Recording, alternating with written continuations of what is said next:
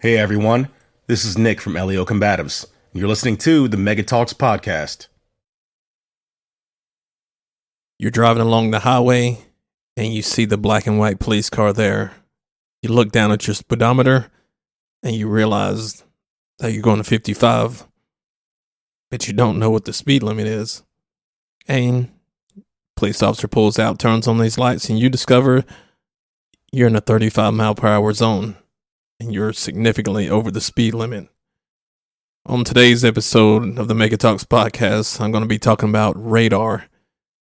It's a common subject that comes up.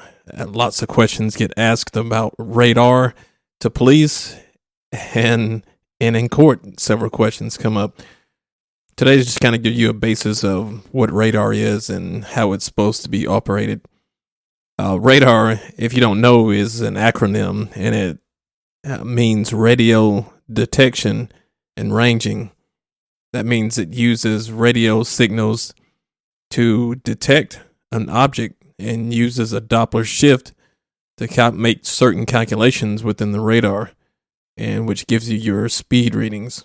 And there's a lot of science that goes into that, but you can look up the operation of Doppler radar online somewhere if you're more interested in those types of things. If we're talking about LiDAR, which is light detection and ranging, some of the same things. It uses a laser instead of radio waves. But today I'm talking about radar. I'm not going to get into LiDAR and the differences between those. But it's common that you're going over the speed limit at times, and what gets tossed around is speed traps. This is a speed trap, and there's actual classification of speed traps. A speed trap is not just where you used to seeing the police officer sit. A speed trap is specific, and each state may be different, but I know in Arkansas there's the state lays out guidelines where speed limit signs have to be, I believe, their sides and what the distance is between each speed limit. If they're stepping down the speed limit from 55 to a 35 zone, you have to step that down in a specific increments, I believe, of 10 miles per hour, and the signs have to be a certain distance apart. So they not supposed to be able to drop the speed from 55 to 25 or sudden drops like that. You're supposed to be warned, and usually you'll see the first sign that says speed zone ahead, and then they'll start stepping down the speed limit. Again, check the state law on those because sometimes those things change, but that's the definition of a speed trap. As far as speed traps, as you talk about them, they're usually on parts of the highway where they know people are going to be speeding, and it's not hard to catch people speeding in those spots. And police officers can sit up in a tree and run radar if they want. They can black out on the side of the highway and run radar. They can, fly in airplanes, helicopters, do a lot of different types of things to catch speeders. And that's not your definition of a speed trap. But oftentimes, those get confused between each other. But one of the things that's specific about radars, when you're a police officer, you have to go through a class. You have to be certified in using the radar. And in that class, you learn how the radar works, what kind of bands each radar uses, the K bands, the KA bands. There's some more radio bands that they use. There is mobile units with front and rear radar in police cars. There's also stationary units, handheld units. And like I said earlier, there's the laser units. But it's common that you see the radar units in officers' cars that had the front antenna and the rear antenna. Now, those antennas have two radars in them. So when the officer is moving one radar, I believe it shoots at the ground and bounces back towards the radar, and the officer gets his speed off of that. The second radar shoots farther out and detects the oncoming vehicles. Now, when it makes those calculations in the radar, it gets the target speed of the oncoming vehicle, and those the radar has to have relative motion, and what that means, it has to have either the object has to be coming to you or moving away from you. If it's at 90 degrees or something like that and it can't sense motion, it's not going to provide a readout. And some of it's not going to provide an accurate readout. When police officers shoot radar on the side of the road, there's an angle that's usually has to be compensated for. And I don't have figures for you, but if you're 12 degrees from your target, the speed of the radar is always going to be in the driver's favor. And what that means, if you're actually going 47 miles per hour at a specific angle, that radar might read 2 miles per hour slower or 3 miles per hour slower. And that's always going to be a factor in radars.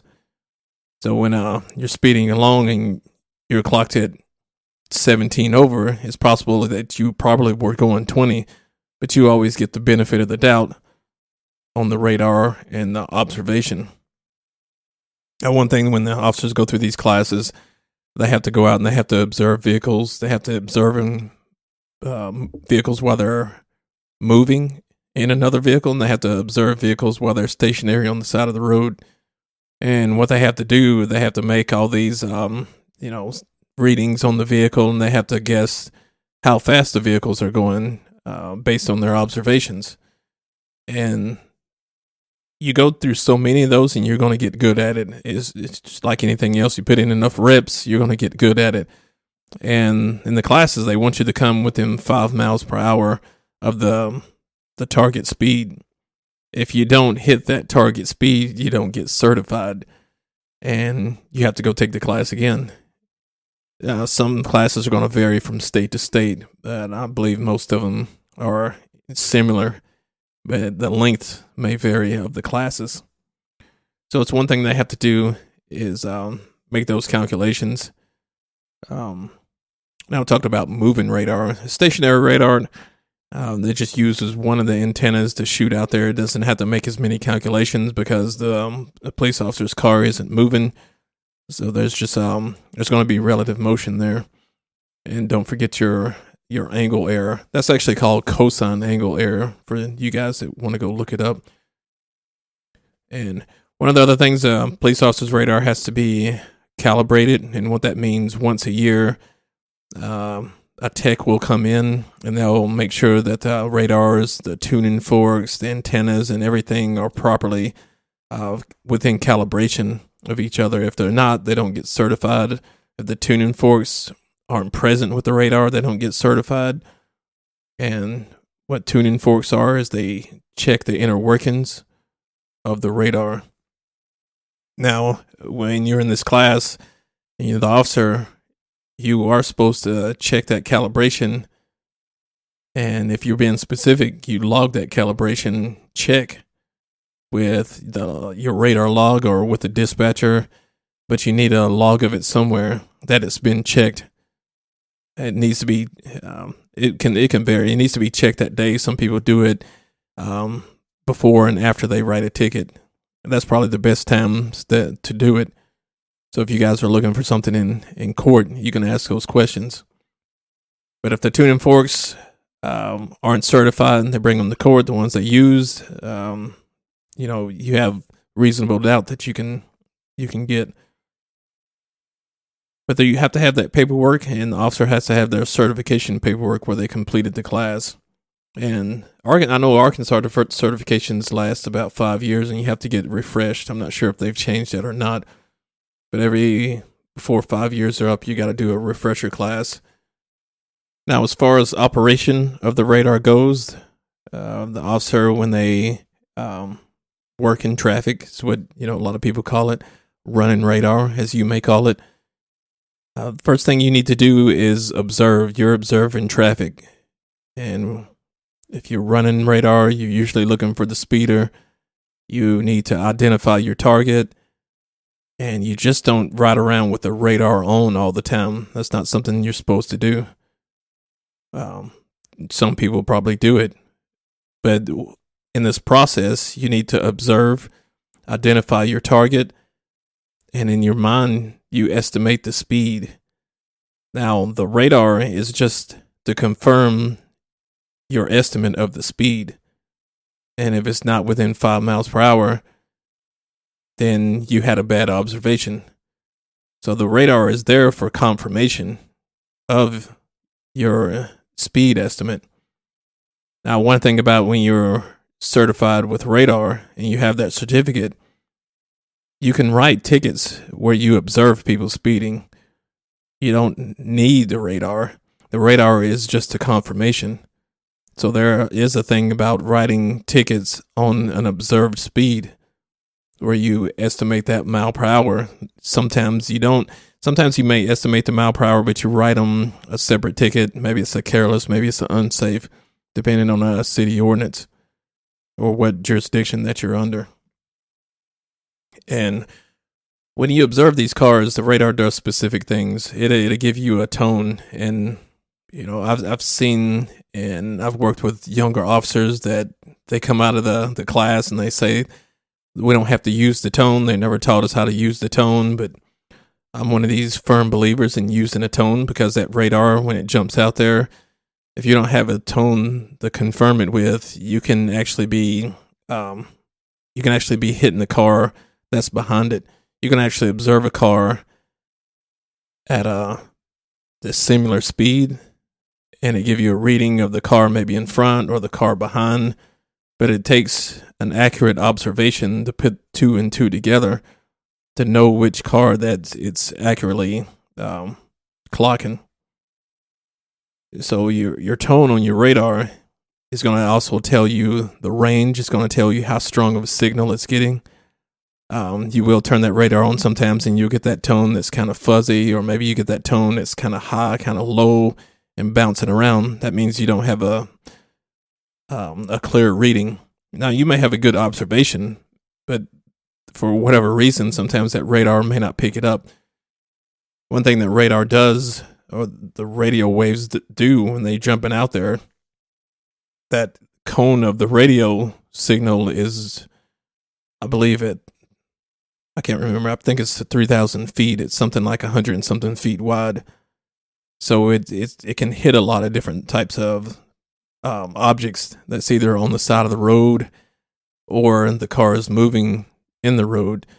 Most of your radars today are made better in the bands that they use, and they will sense the relative motion a whole lot better. And like I said, need that relative motion to detect the movement of the car. They're not like they used to be, where you had these giant boxes that sat on the dash and every bug that flew by would affect the radar. They're a whole lot better than what they used to be. So, and when you guys are on the road and you're using your radar detectors, radar detectors usually they catch those radio waves bouncing around. If you're lucky, they bounce from car to car, and you can get an early warning on them. But 9 times out of 10, you're gonna get a blip on your radar detector when you've already been caught, because by the time your radar detector goes off is when the officer is actually confirming your speed.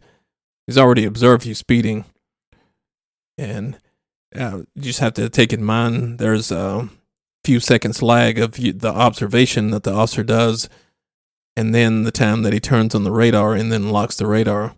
Depends on how fast they are at doing it. Depends on how slow they are at doing it. There's nothing in the law that says you have to be this fast and this has to be calculated right here and this has to be locked and you have to show them. It's that strict observation that is used as the evidence that's against you. I will say this. If you're wondering about, fighting radar tickets in court and things like that, consult an attorney.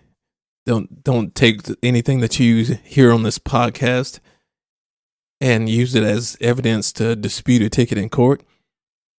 This is more of the information for you to, the basic information for you to have knowledge of how the radar is used and some of the things about the speed traps and the certifications and things that go on with the radar and the officer, just to give you some some background information on that in case you didn't know already. But to wrap this up in 15 minutes is pretty good. If you attend a class, something like this, you may be in an 8-hour class, a 24-hour class. It just kind of depends on how the teacher and how it's set out. So it's kind of a condensed version, kind of hitting some of the highlights here. But if you, anything that sparks your interest, leave me a comment, shoot me a message. I like to hear feedback from all of you guys. I've gotten some good feedback on some of the other podcasts that I've done. I like hearing the words and the reactions that I get from you guys. But remember, I record a new podcast every Monday, and you can find it here on the Mega Talks podcast. And I'll catch you guys on the next episode.